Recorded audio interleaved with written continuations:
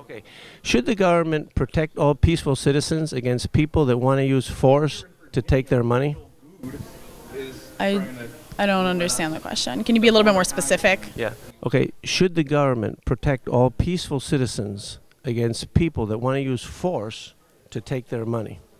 Define. I don't understand where force. I mean, Physical force, like to make somebody holding a gun, yeah, or threatening you with bodily harm or loss of liberty or whatever, so that you can't.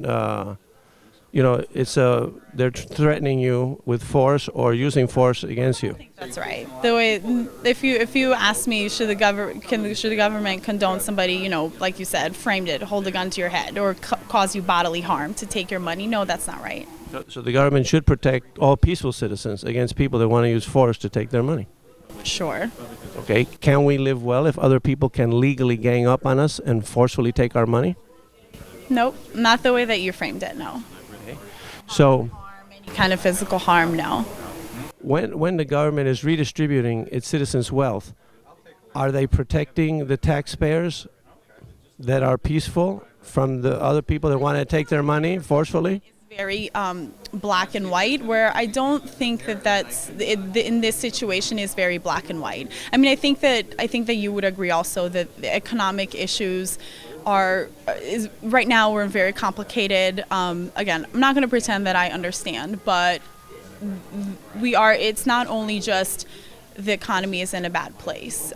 You have to make it work. I think that the government, their mission, I suppose, is to try to get everything balanced, working for everybody. And I just don't think it's so black and white, as in, is looking at it as clear cut. Oh, well, the government, what the Obama administration is trying to do is forcibly take away people's money. I would just ask, is that black and white, if that's the point that you're trying to get to? No, I'm just asking you, previously you said that the government should protect all peaceful citizens against people that want to use force to take their money.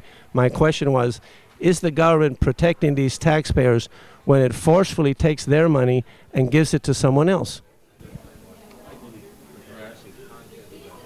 I mean, maybe no. Okay, so they aren't protecting them. That's right. You wouldn't call that protection. Well, I'm just. So the government's not doing what you said they should do. Well, I'm just wondering. There seems to be a contradiction between these two conclusions. The one. I'm probably very confused. Again, I will say I don't understand. I'm not going to pretend like I understand all the economics behind it. Let me ask you this. I just don't think it's a black and white. It's a black and white situation like you're painting it out to be. I think it's more complicated. I think that, I don't think that.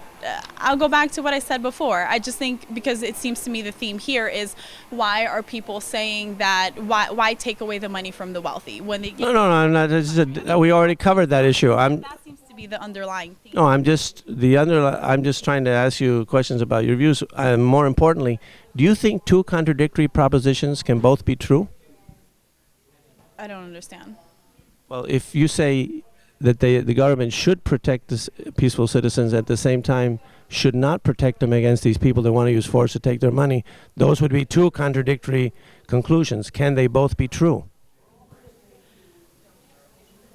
Maybe if I knew a little bit more about it, like about how they each relate to each other, because it seems like I've worked myself into a crazy circle or pretzel, then yes. But can any two contradictory propositions both be true? Maybe. You think that it's possible that it's the same to answer yes as it is to answer no? I guess you could call me a flip-flopper. You're a flip-flopper? It seems like that's where I'm standing at this point in my answers, because again, I'm not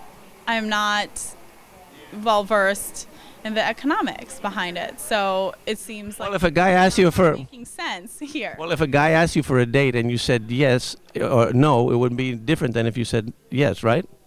That's true, but like, and they both, it's not the same, right? If the way if our conversation, if it's no politics aside, if you're asking me two contradictory things can be true. Like this hypothetical situation. That Exactly. you That's presented. I don't think that can be the case. But like so two contradictory propositions can never be true, right? It's not possible that we're here in this value summit convention and that we're not here.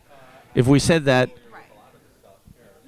you're clear on that. So if you have a contradiction in your mind, you necessarily have a mistaken conclusion, right?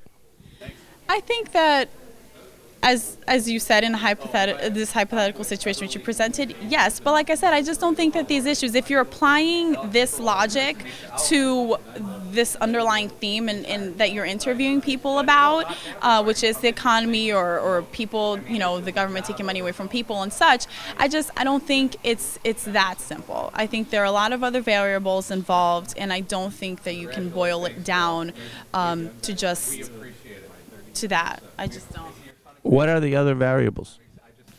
Like I said, I mean, I just don't. If the answer were as simple as okay, well, let's just not. If the answer, I think, were as simple as just all right, let's just give a flat tax for everybody. Okay, I think. Well, let's take a different example. What about farm subsidies? Farm subsidies. I don't know too much about it. Well, they forcefully take money from the taxpayer and they give it to the farmers for not farming. Would you be in favor of that? No, not necessarily. So you. Although, but isn't with that though? Isn't it also again other variables involved, such as, again, correct me on this, but the big problem is that for these farm subsidies is that sometimes certain farmers are producing more than others. It could be weather variables, or certain crops grow better in certain years. I mean, should they force you to pay taxes in order to give it to these millionaire farmers?